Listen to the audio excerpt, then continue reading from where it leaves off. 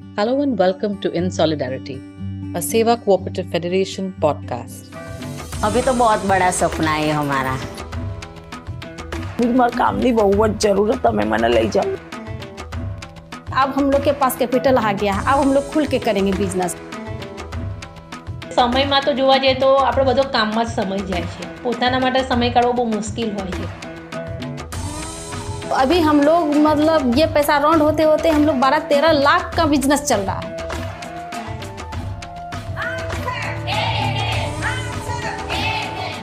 Hello and welcome to this new episode of InSolidarity.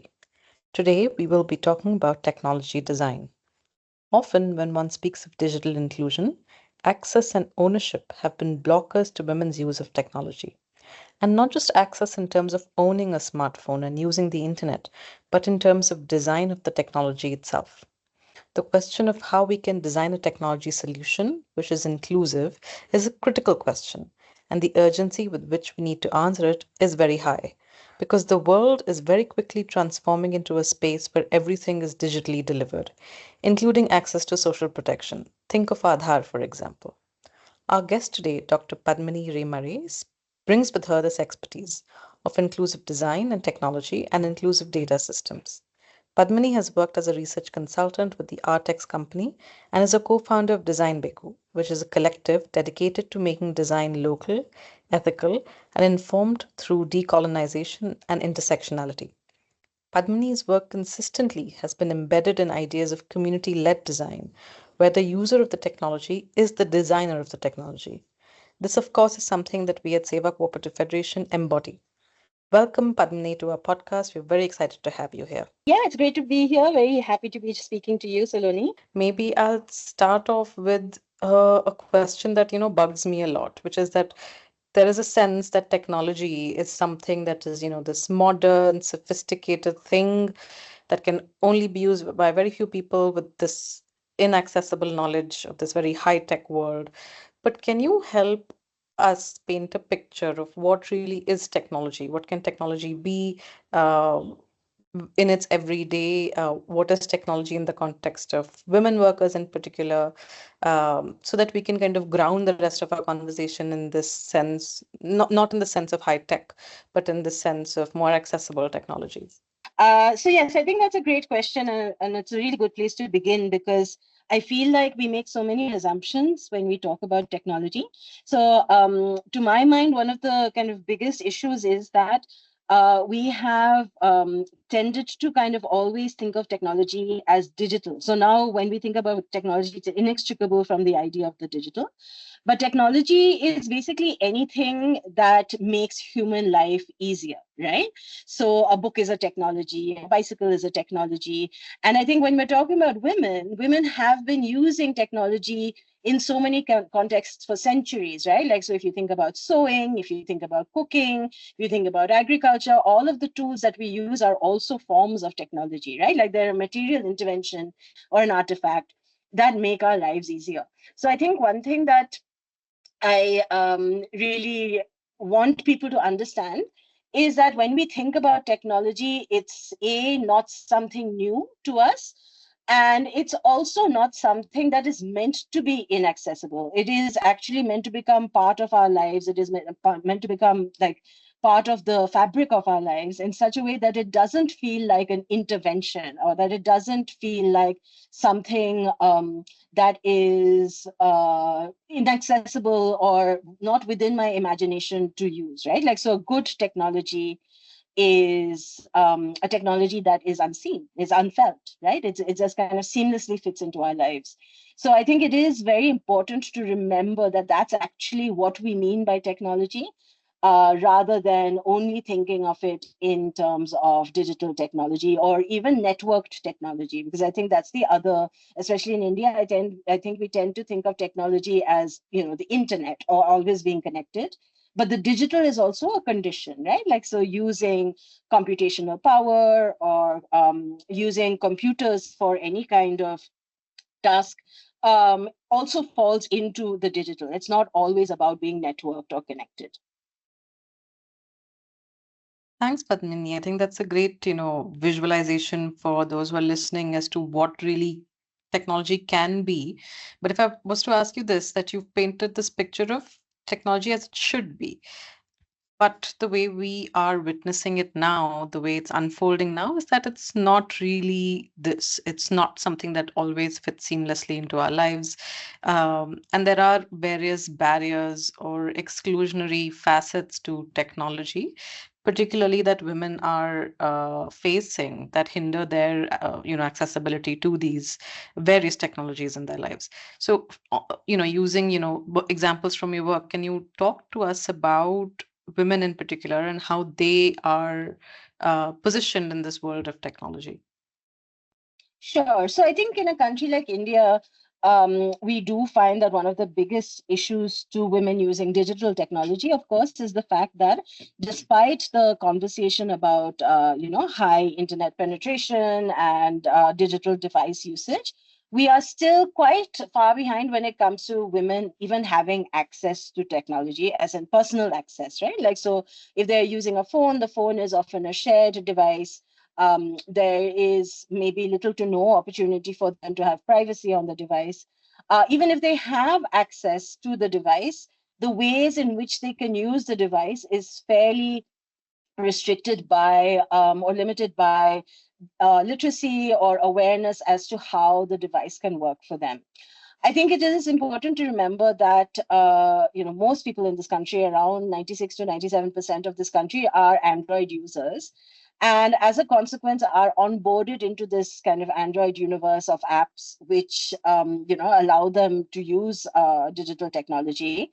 But this kind of way of learning how to use technology means that there is very little capacity to do more than what one is taught, right? Like, so if somebody is teaching me how to use WhatsApp or teaching me how to use Facebook, that is probably kind of where my kind of experience with using the app might end. And also our use of technology is also very search driven. So I think with women, what we often find is that they might be competent at using technology, but they are not necessarily being taught as to why the technology works the way it does. So what this can mean is that women are more risk averse when it comes to using technology. They're more afraid of damaging things or breaking things or losing money. So I'll give an example. So we were doing some work where we were talking to women about using things like Google Pay, and in what language were they using these payment UPI applications. And even though the women said that, see, we don't really read any of the text on the app, like we may not be able to read it because it's in English, but we know the iconography and we know how to do it because somebody has taught us how to do the payment. But then if there is, say, a problem, like say the server is down, then it is very difficult for the person to know what exactly the problem is. And then there's a lot of anxiety about, losing money or being cheated out of money. And this has happened quite often in the demographic that we're speaking of, that these are women who were using phones for financial transactions or to collect money after they had sold something to a buyer, who would maybe just give them part of the amount and then just disappear, and then women would be left kind of at risk because they had no way of kind of tracking down this person, and they're more susceptible to that kind of financial scamming, and it's very difficult for them to make a big deal out of this because their vulnerability is far more than if this was to happen to a man. So this is a very, very small example, but I think it does go to show that how even just at the level of financial app usage, let alone something like social media, the gendered kind of usage makes a huge difference. Well, that's a great example, and that brings to mind the question that, so you've been talking from the user's perspective, is that the way women are, say, taught, or the capacities, or the, digital literacy, etc. But from the design perspective, what we've been seeing is that technology is possibly built with the sense of one size fits all, which is often not the case. So from that sense, how do we begin thinking of design really in a broader way when it comes to designing technologies that are not one size fits all, that are more inclusive? And what really is inclusive design then? Sure. So I think one of the biggest problems that we see currently with designing technology is that obviously for a corporation to make money out of technology, which is a very expensive undertaking, building technology is a very expensive undertaking. In order to kind of get their ROI, there is a need to scale, right? And when you say that there is a need to scale, that means you are basically taking the same application and hoping that it will work for thousands or millions of users all over the country. But this obviously is not a feasible solution, because what actually happens is people who are unaware of the context in which these apps will be used are building the apps. So they are not really speaking to people on the ground who are using them to ask what they would like to see in these technologies. And while it is arguable that not building at scale is, possibly not as lucrative, it is certainly more likely to be more beneficial to its end users. And I'll give an example. So at the moment we see, there's obviously a huge kind of obsession with the idea of AI. And, the AI chatbot is something that a lot of applications and websites are using.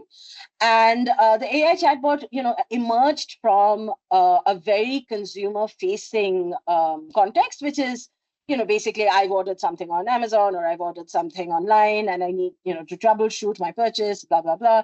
And so all of this for that, a bot was, fairly sufficient. There's not much of a nuanced understanding of the situation required.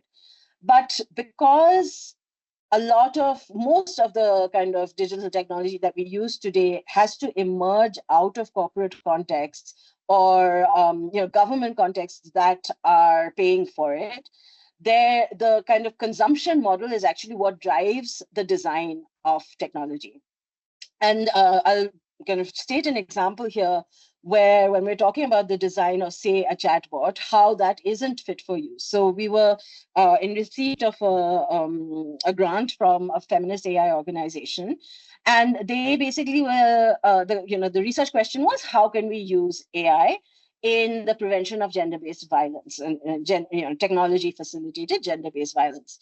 And my first kind of apprehension about that question was, I would not want AI anywhere near somebody who is a vulnerable survivor of GBV, right?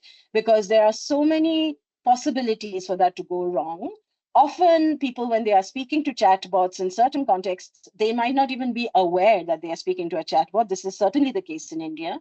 So how am I going to, in good faith, put an AI at the interface of a conversation with somebody who has encountered gender-based violence? And that makes them kind of incredibly susceptible, and possibly increases the harm that they have already encountered.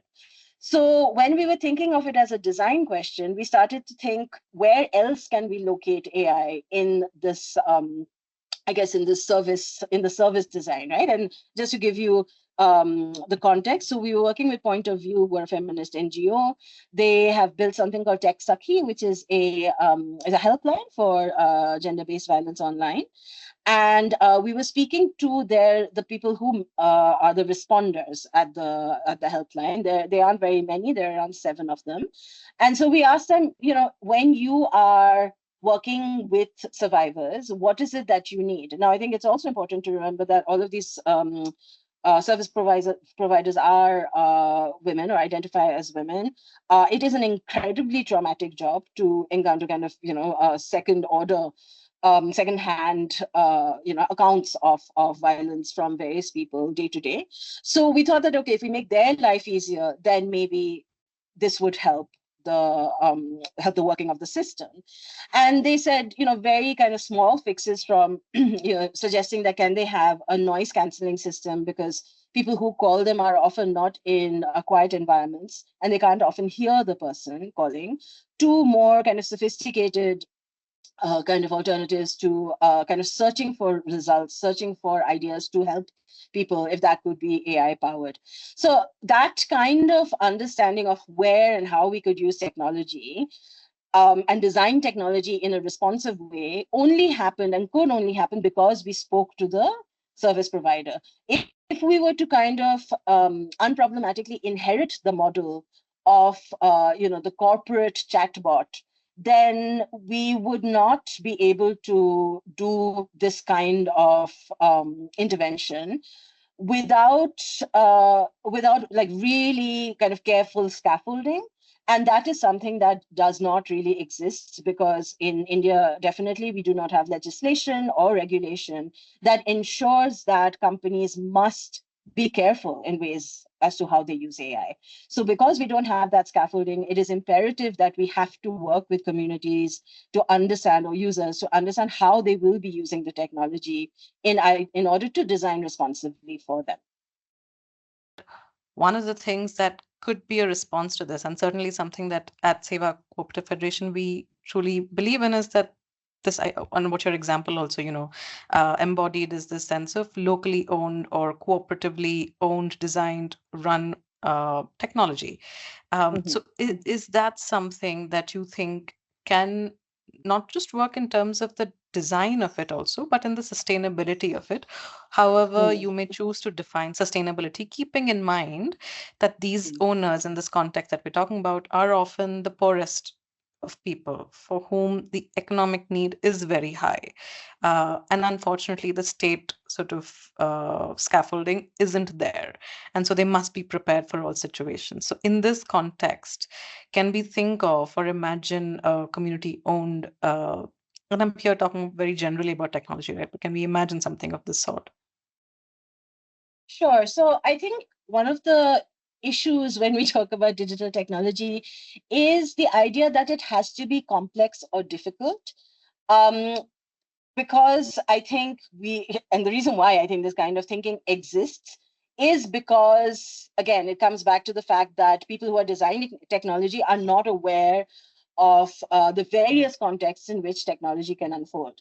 But if you have a community who, to their mind, have a very clear problem statement, then it is quite easy to build a technological solution that doesn't have to be complicated, doesn't have to be hugely expensive, can also draw on existing kind of software or infrastructure. I think something that one of the biggest problems that we seem to have is that the thinking, I guess, in digital product design is that we must always build something new to respond to a problem, where there is definitely not enough using of what is available in terms of open source software, or even just existing everyday software that can be used to harnessed to respond to the solutions that a particular community might need. I think one of the kind of ways in which we also forget to think about technology, especially in this kind of era of data is the new oil, quote unquote, is that data ownership is not inevitably meant to be owned by a corporation or by a government, right? Like, so data is kind of produced by people. People are data, and in an ideal world, they would be the ones who are kind of leveraging their data for their own good, and they can own their own data in order to leverage it to some good. And I think one of the big problems has become that we are so used to kind of unthinkingly handing over our data in order for anything to work for us. Everybody is aware of the kind of end user license agreement that nobody reads, but the fact remains that every time we use any kind of software or app, etc., it is asking us to. It is basically what we call kind of manufactured consent, right? Like, so it's basically it's giving the impression that it's giving you a choice, right? It says, oh, will you sign this end user license agreement? Yes or no? If you press no, you can't use it. So therefore, there is no choice. There is no agency, right? I have to click yes for it to be used, which means that more often than not, I have said yes to sharing my data in exchange for some kind of service. Now, I think all of us, however educated, however, kind of sophisticated our thinking about technology might be, we are all kind of conditioned into giving away data in order to make technology work for us. And I think this is an incredibly damaging, prevailing kind of way of thinking that we've all kind of imbibed. And what is really needed is for people to be aware of how much agency they have over their own data, and how possible it is to actually kind of own their data, store their data, use it to their advantage, and kind of do things with it, right? And I think that is something that, I mean, SEWA does really interesting and exciting work in, which is kind of understanding exactly what women need from, say, the marketplace, and then kind of using their data and what they know as counters to leverage their data. And I think one last thing that I'll just say on this point is that the infrastructure is also something that's important, right? Like, so if I, as an organization, have a server that hosts all my own data, it doesn't have to go anywhere unless I say it goes. And that, again, I think because we're so used to the idea of the cloud server, kind of putting data into the cloud, means that we have kind of lost our understanding of how data storage actually works when we are empowered to kind of use it to our own advantage. So I'm hearing what you're saying, and I'm also, the cynical part of me thinks we're too far down the road to sort of undo some of the harms that this has already caused. But I may be wrong. What do you think? Yes, I mean, I absolutely see where you're coming from, and there's a reason why this is an uphill battle.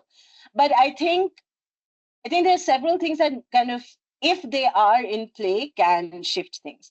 So I think a very interesting conversation that we see more and more is a conversation around data stewardship, right? And the idea of data trusts. And I think there is internationally definitely an understanding that communities should be the ones who are stewarding their own data, who are looking after their own data. I do think, and as I said earlier, I think the most realistic conditions under which this can work is actually legislation and regulation. So if governance dictates that it is possible for us to kind of own our own data and use it in certain ways under certain conditions, then that would kind of facilitate this way of thinking about data. Unfortunately, I feel like currently the way that our legislation around data protection stands, that kind of usage will not really be able to flourish. So, just to give an example, if you look at a place like Switzerland, which is very invested in this idea of digital self-determination, where they have conditions under which you can share your health data to kind of certain levels of anonymization, so it can help medical research, but it also does not identify you in any way, then that kind of allows for an environment where this kind of thinking around data can thrive. So I feel like the very strong push against this kind of way of thinking about data it's in the hands of really regulators and policymakers, because unless there is a push from the government or push from even civil society around the ownership of data, I don't think there will be a possibility to take it mainstream. I mean, of course, there are small examples. We have the Chanapadna Health Library, for example, which is a kind of a health database which is hosted by health workers and on their own server. But that is a very, very small example of how this kind of thing can work. And I can only see it being able to scale if there are, first of all, incentives, but also regulatory frameworks to ensure that is possible. I mean, yeah, and I completely agree with that. And one of the ways that SEWA also approaches advocacy is that we demonstrate to the state that, this sort of X sort of solution is possible, where there is more agency that women use in order to apply technology to their everyday lives. And we demonstrate that often through cooperatives alongside advising, what the policy should really look like. And you did bring up this example of the health library, but I'm wondering if you can, bring the conversation back to these examples. And I know you have worked with farmers a little bit. You worked, of course, with this health library. You talked about the work with the gender-based violence helpline.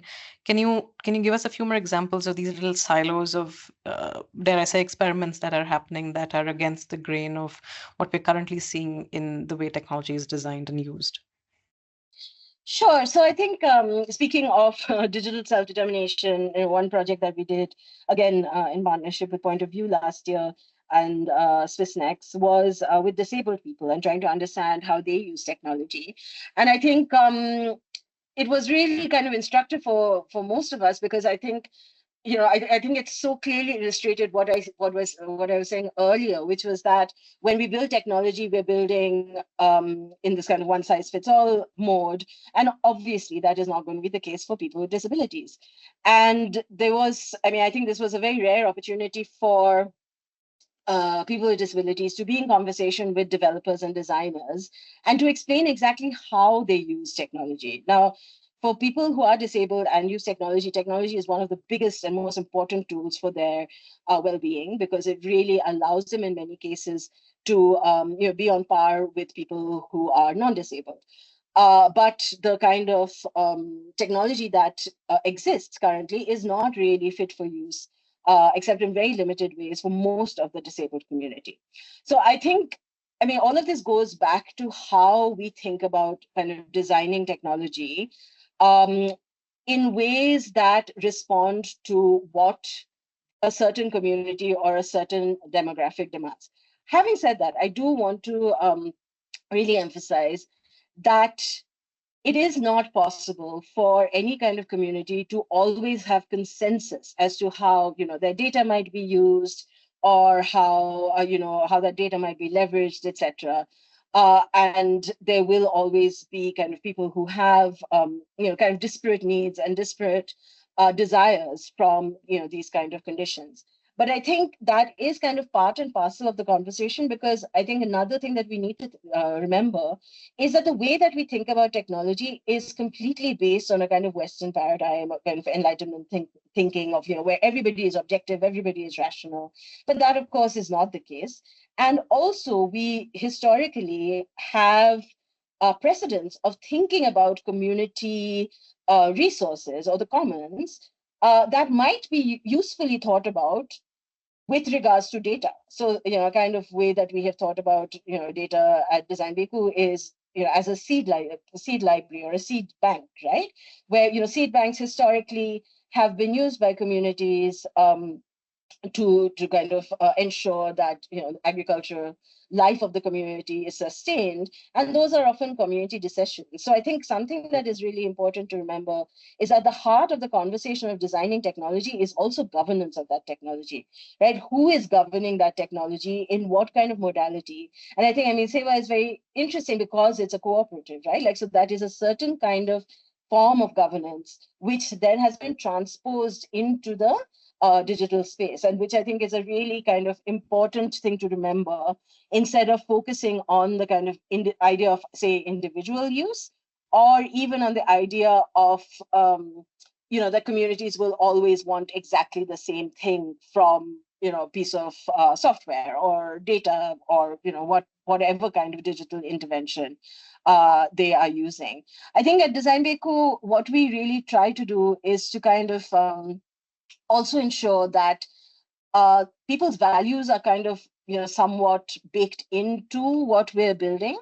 So in terms of, say, the Charapatna Health Library, what was important to the women that we were working with, who were health workers, is sustaining kind of local remedies that their grandparents, for example, had used, which of course is also very hyper local, because what was available in terms of what they could forage, etc., was completely contingent on the geographical location of where they were.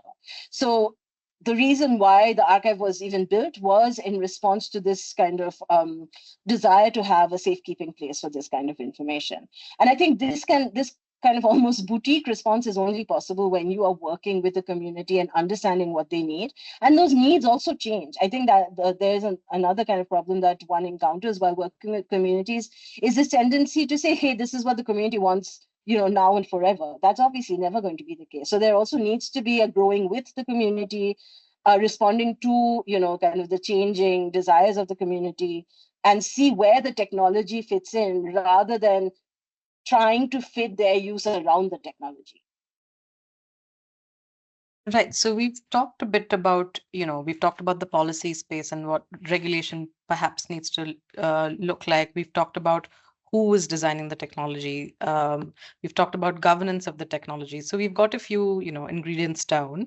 One thing that we're possibly missing is people who invest in these. And often, for organizations like Design Beku and SEWA, it is philanthropy that comes in and, initially seeds this sort of solutionism. What do these funders need to think about when they're starting to, or continuing investments into these solutions?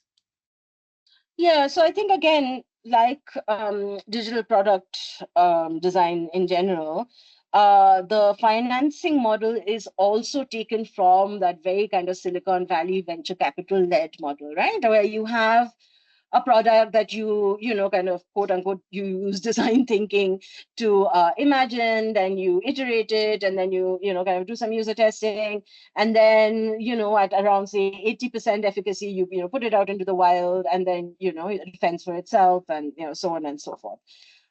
If you don't fulfill your initial promise to your investor, you will be kind of left by the wayside. Now, this is obviously not a tenable model for digital product design, because if we are accepting that digital product design has to be responsive to the needs of a community, and those needs, as I was saying earlier, will change, then there has to be sustained financing, right? It can't be an injection and then kind of disappearing off the scene. I think one of our big issues is that we, again, government funding is quite hard to get at the moment. Kind of international funding is quite challenging. But to be honest, in an ideal world, grant-driven funding or philanthropic funding, unless it is invested in kind of sustainedly funding projects, doesn't really, I think it can possibly do more harm than good, because what it does is that it will take a community up to a certain point, and then kind of leave them there, right? It will kind of, they'll be stranded without having a possibility of maintaining the technology, which is, of course, essential for technology use, or improving on that technology, because obviously technological innovation moves really fast. So you want to be able to kind of, upgrade your technology to what is available. And if those two things are not possible, then it will fail. And then, whatever infrastructures a community has come to depend upon will, kind of be taken out from under them, like a rug being pulled out from under them, which is actually, I would argue, worse than actually not having any innovation at all. So I think I think there has to be a level of mindfulness in the minds of funders as to what does it actually mean to invest. It can't just be an infusion. It has to be an investment. It has to last. It has to be scaffolded by support. It has to be scaffolded by training as well, right? Like, so we can build an intervention, but in an ideal world, people who are adjacent maybe to the community using it also have to be trained in the use of that technology, so that they can continue to use it without having to depend on outside help. So I think there are many things for funders to learn about how, especially developing for this sector, works, because I think at the moment what we have is just good enough to get us to a kind of minimum viable product, but not good enough to sustain it and to allow its growth in any meaningful way. Thanks, Padmini. I think what you're saying, you've just said about the investments and the funding is a very real problem, and we've seen witness the collapse of the way that funding infusion works is that you leave. It's on the whim again of perhaps the funder, a very flavor of the day sort of approach often that we see with these sorts of fundings. So thank you for pointing that out. I will end with a last question. There may be young people listening to this, and perhaps people who want to enter the space of design, of technology design. What is the one piece of advice you want to leave them with? Wow, that's a lot of responsibility. So I would say that at the moment, design education as it stands in this country is probably not fit for purpose for this kind of work. But I would say, or I would urge young people to still think about doing this kind of work. And the way to do that, I think, is that even if you are, undergoing education in, say, a conventional design school setting, is to remember that I would say 90% of the design education you're receiving is depoliticized. So it is not taking into account the politics of design, how design is basically, if I am giving you a designed product, that is giving me power over you. So design is inherently political.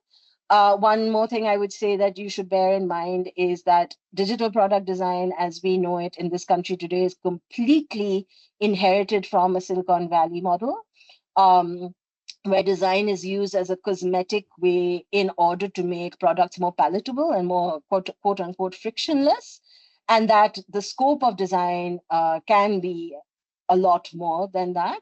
And the last thing I would say is to think about what does it mean for them to be coming from this context. If they're working and living and working in India, what does it mean to be thinking about design in a country where we have so many languages? What does it mean to think about design in a country where we have very varied visual vocabularies and ways of communicating ideas to people? So to kind of very consciously pull themselves away from this very flattened idea of what both a visual language is, but also kind of what a digital product is and can be, and to think of it more in terms of how would it fit more seamlessly into the context that they know, rather than this kind of mythical, idealized Western kind of context, which they're unlikely to be working with in India today.